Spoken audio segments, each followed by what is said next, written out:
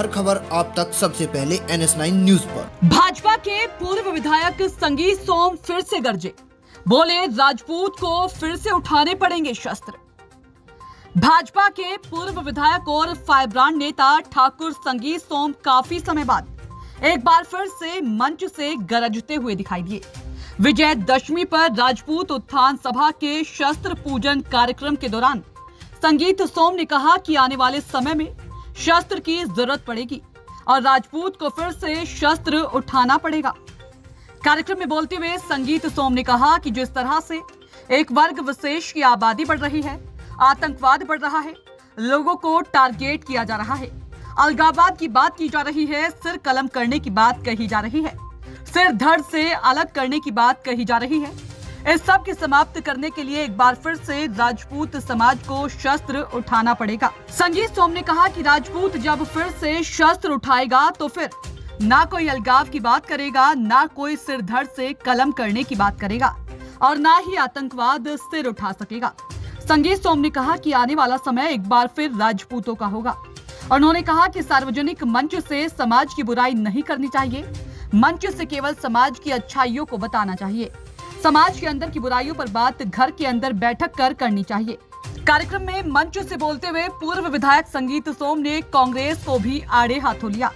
कहा कि तेलंगाना में यात्रा शुरू की है, पूरी यात्रा में हरा रंग दिखाई दे रहा है, राष्ट्रीय ध्वज कहीं नहीं दिखाई पड़ रहा। वेस्ट यूपी को लेकर कहा कि जिस तरह से इस बार विधानसभा चुनाव के परिणाम सामने आए हैं, उसे देखकर कहा जा सकता है कि वह दिन दूर नहीं जब यहाँ भी हरा झंडा दिखाई देगा।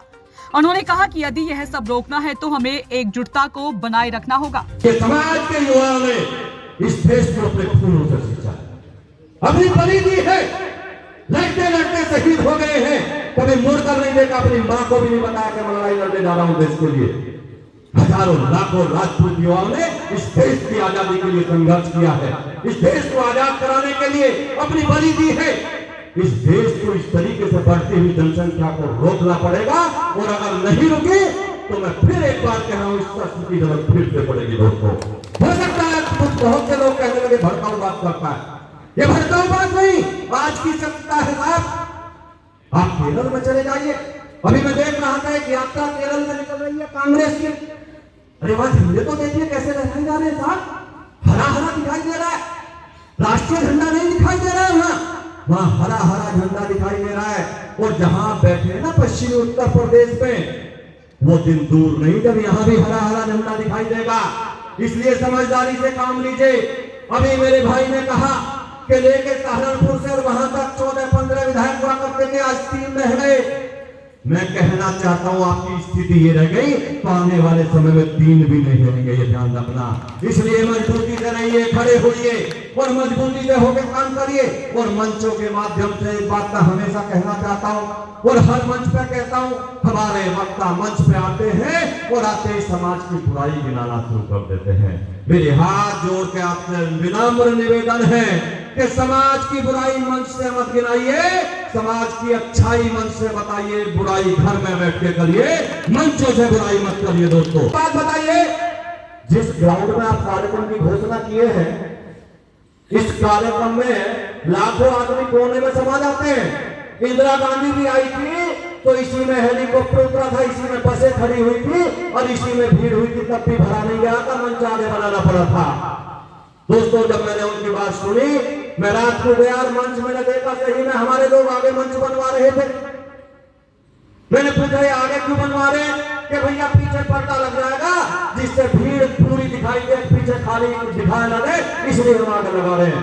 मैंने कहा इस मंच को कोने पर लगाओ सबसे पीछे। उन्होंने कहा क्यों? मैंने कहा मुझे पता है ये क्षत्रिय समाज का कार्यक्रम है, ये सुबह ग्राउंड छोटा पड़ना जा रहा है, इसलिए इसे पीछे कर दीजिए। और मैंने पीछे किया। जब वो पीछे कराया, बारिश सुबह पड़ने लगी थी, आपके ध्यान हो, बारिश सुबह पड़ने लगी थी। मैंने सोचा क्या हो गया, जो पत्रकार कह रहे थे वही काम हो गया, वही काम हो गया कि भाई बारिश पड़ने लगी, अब लोग तो आएंगे नहीं। लेकिन साहब 10 बजे मैंने मीडिया से हाथ उठा दिया था। मैंने कहा बताइए ग्राउंड भरा या नहीं भरा? अगर ना भरा हो तो भी 50,000 लोग बाहर घूम रहे हो, अंदर भरा। लोग डरने लगे हैं साहब, लोग डरते हैं, शस्त्र पूजन करते नहीं। अपनी परंपरा भूलते जा रहे हैं। शस्त्र की जरूरत जैसे शास्त्र की जरूरत पड़ती है, वैसे शस्त्र की भी जरूरत पड़ती है। हम कहते हैं राजकाज चलता है, बिल्कुल राजकाज चलता है। राजकाज शास्त्र से चलता है, लेकिन शास्त्र के साथ साथ राजकाज शस्त्र से चलता है। ये ध्यान रखना आप दोस्तों, बिना शस्त्र के राजकाज नहीं चल सकता। मैं अपने समाज के मंच पर बैठा और समाज की बात करूंगा। मैं आज पार्टी की कोई बात करने यहां नहीं आया। आगे आज समाज को क्यों कहा जाता है कि समाज विलुप्त हो रहा है, समाज ये हो रहा है, समाज पीछे जा रहा है? इसमें हमारी कमी है, कोई और नहीं हो सकता था। हमें खत्म करने वाला कोई और नहीं हो सकता। अगर हमें खत्म कोई कर सकता है तो हम खुद उसके जिम्मेदार हैं। नहीं है साहब, बताइए मुझे, जब मुगलों का राज हुआ करता था, जब भी हमने शस्त्र से काम किया था, नहीं तो मुगलों ने पूरे देश पर राज किया, हजारों साल यहाँ राज किया। मैं पूछना चाहता हूँ, क्या आज राज में दोबारा नहीं होने जा रहा? आज बढ़ती हुई जनसंख्या क्या चिंता का विषय नहीं है? आप बताइए मुझे, एक वर्ष की इस तरीके से जनसंख्या बढ़ना क्या ये चिंता का विषय नहीं है? अभी आप लोगों ने कई वक्ताओं ने कहा कि भाई हमारी जनसंख्या घटती जा रही है। अरे आपने चिंता घटती हुई जनसंख्या की तो करनी साहब, लेकिन जिनकी बढ़ रही है चिंता उसकी करने की जरूरत है। बढ़ किसकी रही है? अरे बढ़ किसकी रही है देखिए। इसीलिए शस्त्र पूजन हुआ है साहब। हो सकता है अनिल भाई आने वाले टाइम में फिर इन शस्त्रों की जरूरत हमें पड़े, फिर हमें शस्त्रों की जरूरत पड़ेगी। जब बिल्कुल आतंक हो जाएगा, फिर से हमें इन शस्त्रों की जरूरत पड़ेगी और फिर से लड़ाई हमें लड़नी पड़ेगी दोस्तों। नहीं है साहब, बताइए मुझे, जब मुगलों का राज हुआ करता था, जब भी हमने शस्त्र से काम किया था, नहीं तो मुगलों ने पूरे देश पर राज किया, हजारों साल यहाँ राज किया। मैं पूछना चाहता हूँ, क्या आज राज में दोबारा नहीं होने जा रहा? आज बढ़ती हुई जनसंख्या क्या चिंता का विषय नहीं है? आप बताइए मुझे, एक वर्ष की इस तरीके से जनसंख्या बढ़ना क्या ये चिंता का विषय नहीं है? अभी आप लोगों ने कई वक्ताओं ने कहा कि भाई हमारी जनसंख्या घटती जा रही है। अरे आपने चिंता घटती हुई जनसंख्या की तो करनी साहब, लेकिन जिनकी बढ़ रही है चिंता उसकी करने की जरूरत है। बढ़ किसकी रही है? अरे बढ़ किसकी रही है देखिए। इसीलिए शस्त्र पूजन हुआ है साहब। हो सकता है अनिल भाई आने वाले टाइम में फिर इन शस्त्रों की जरूरत हमें पड़े, फिर हमें शस्त्रों की जरूरत पड़ेगी। जब बिल्कुल आतंक हो जाएगा, फिर से हमें इन शस्त्रों की जरूरत पड़ेगी और फिर से लड़ाई हमें लड़नी पड़ेगी दोस्तों। आज जो प्रोग्राम रखा गया, किस उपलक्ष्य में रखा गया है? देखिए, क्षत्रिय समाज का कार्यक्रम था, शस्त्र पूजन का एक कार्यक्रम था।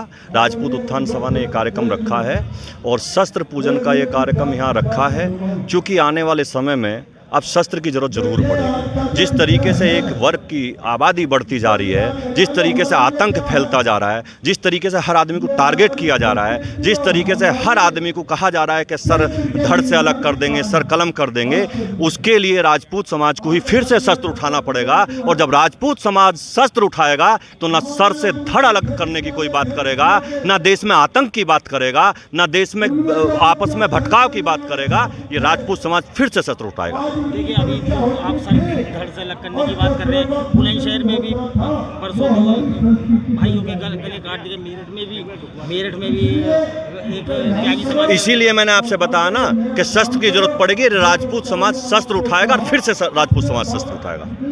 हर खबर आप तक सबसे पहले NS9 न्यूज पर।